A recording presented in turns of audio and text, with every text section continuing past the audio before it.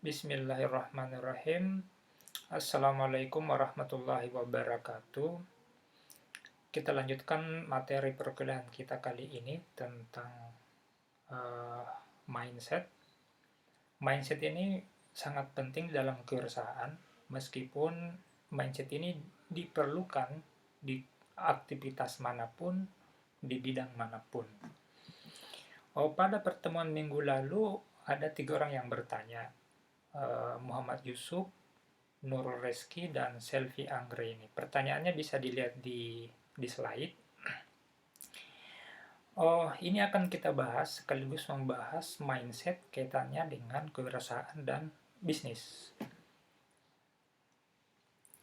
Nah, si Yusuf bertanya, apa itu external attribution dan bagaimana contohnya? Kedua, apa hubungan antara mindset dengan kewirausahaan? Terus yang ketiga, bagaimana sebenarnya memposisikan mindset dengan kewirausahaan atau bisnis?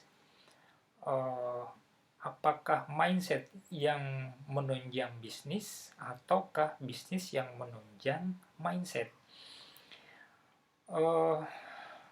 Perlu dipahami bahwa bisnis dengan wirausaha itu beda, ya.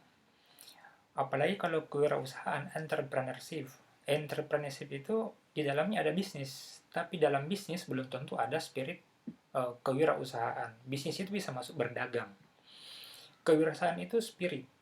Jadi biar uh, guru, dosen itu juga bisa memiliki jiwa entrepreneurship, jiwa kewirausahaan. Uh, tapi ini tidak salah sih antara wirausaha garing bisnis, tapi kurang tepat. Oke, sebelum kita jawab ketiga pertanyaan ini, coba diperhatikan dulu ini.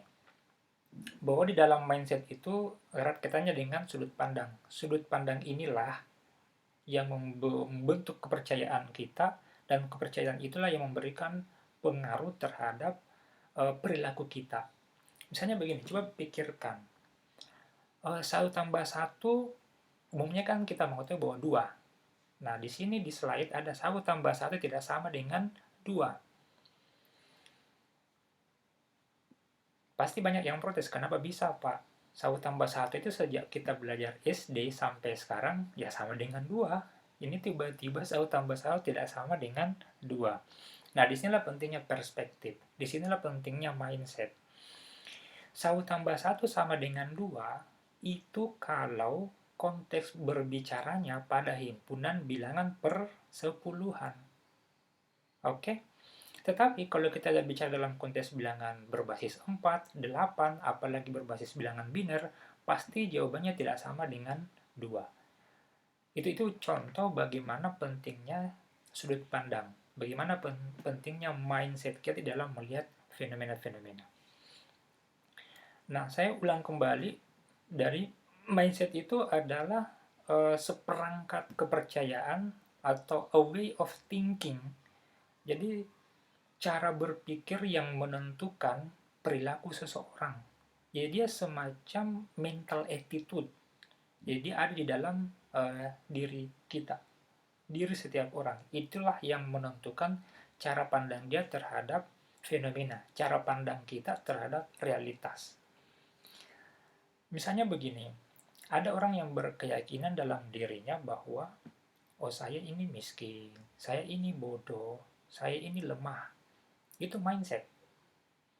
Ketika disuruh mengangkat benda-benda yang berat, karena dia dalam pikirnya sudah mengatakan dirinya lemah, susah diangkat. Tapi ketika dia menginstal di dalam pikirannya bahwa dia bisa mengangkat, dia bisa berubah, maka keyakinannya itulah, kepercayaannya itulah yang bisa memberikan semangat untuk bisa melakukan perubahan, termasuk mengangkat benda yang berat tadi. Sama dengan mahasiswa kalau diberikan tugas yang agak susah, situ kelihatan tuh mana yang mindsetnya pejuang, mana mindsetnya pengecut. Bagi yang punya mindset bagus, dia akan mengatakan, oh saya bisa melaksanakannya. Tapi bagi yang punya mindset yang gampang menyerah, dia akan mengatakan, wah saya tidak bisa. Seperti begini, ada kutipan dari Fuller ini tentang, dia mengatakan, setiap orang itu dilahirkan jenius, tetapi proses dalam kehidupannya lah yang menyebabkan dia tidak jenius. Jadi setiap orang katanya itu jenius, lahir dilahirkan jenius, tetapi proses kehidupan ini yang membuat dia tidak jenius. Nah, sebelum menjawab pertanyaan yang tiga tadi, sekali lagi penting untuk memahami, jadi ada dua jenis mindset dalam uh, materi kewirausahaan kita. Yang pertama itu adalah fixed mindset, dan yang kedua adalah growth mindset. Di sini ada karakteristiknya masing-masing ya. Yang fixed mindset itu yang sudah fix, dia sudah kunci pikirannya, tidak akan berubah. Saya sudah bagus, saya sudah puas dengan posisi sekarang, saya sudah menyerah, melawan COVID-19 ini, saya sudah bosan di rumah, dan seterusnya. Jadi dia sudah menjustifikasi dirinya dalam posisi yang stagnan, sudah dia kunci dirinya. Itu fixed mindset, dan biasanya orang seperti ini banyak kita jumpai. Misalnya diajak melakukan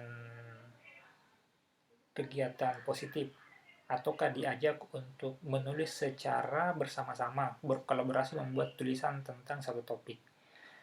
Oh, biasanya ada yang mengatakan saya tidak bisa, saya tidak punya keahlian, dan seterusnya.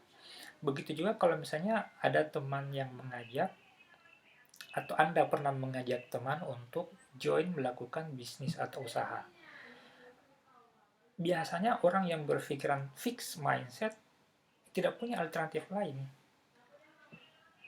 Kalau saya tidak punya uang, saya tidak punya teman, saya tidak melakukannya, seperti begitu. Tapi orang yang memiliki mindset yang bertumbuh atau growth mindset, ini try thinking, dia terus mencoba, dia mencari di kedalaman dirinya apa kekurangan saya, apa yang bisa saya kembangkan. Jadi kalau contoh yang tadi, diajak menulis, diajak berwirausaha, jadi pikirannya bukan langsung menolak, tapi berpikir bagaimana cara melakukannya, step-step apa yang bisa kita lakukan. Nah, seperti begitu singkatnya perbedaan antara fixed mindset dan growth mindset. Lebih lanjut dapat dilihat pada slide ini. Ada 5 kategori, yaitu challenge, ada tantangan. Bagi yang berpikiran fixed mindset, itu kan menghindarinya. Sedangkan bagi yang growth mindset, dia akan menghadapinya. Begitu juga kalau dilihat dari obstacle-nya. Apakah dia menyerah dengan mudah, atau dia mencari cara untuk bisa mengerjakan apa yang diberikan kepadanya, meskipun itu berat. Begitu juga kalau dalam aspek kritisisme. Jadi kalau dikritik itu dia memberikan feedback negatif, dia kadang menghindarinya, bahkan cenderung menyerang balik. Sedangkan bagi yang growth mindset, nah, kritik itu dijadikan pelajaran untuk memperbaiki dirinya. Jadi tidak semua kritik itu harus kita berikan negatif feedback.